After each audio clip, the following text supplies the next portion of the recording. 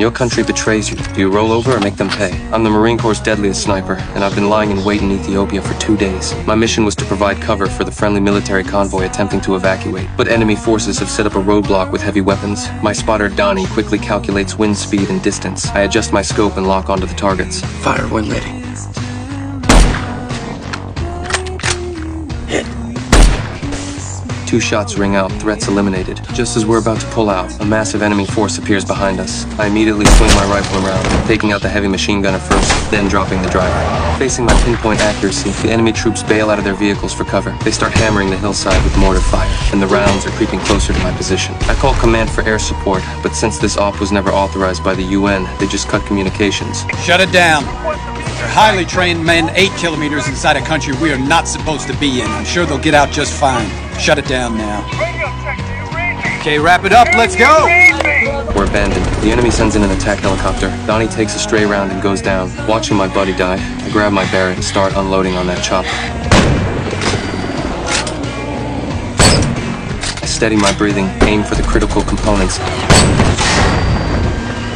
and put a round straight through the drive shaft. The helicopter loses power and crashes. I make it out alive. After that mission, I walked away from it all and disappeared into the mountains. Then one day, a convoy of suits rolls into my woods. A colonel pulls out a Congressional Medal of Honor. Military intelligence cracked an encrypted message someone's planning to assassinate the president in 2 weeks. They need me to predict a kill shot from over half a mile out. The president has 3 public engagements during that time.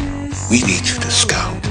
Tell us how you would do it so we can stop it. I don't agree right away. Before the colonel leaves, I memorize his vehicle's engine serial number. To test if the assassination is even possible, I set up a long-range shot in the mountains.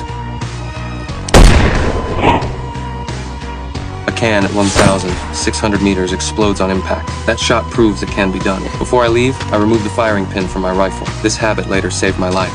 Then I head to Washington. Using my professional expertise, I scout 3 cities and finally identify a church in Philadelphia as the perfect vantage point. Just when I think the job's done, the colonel orders me to stay and observe. Something feels off. A cop shows up at the observation point, and meanwhile, there's a shooter in the church bell tower adjusting his aim based on the calculations I provided. When all the conditions line up perfectly, I try to warn everyone, but it's too late.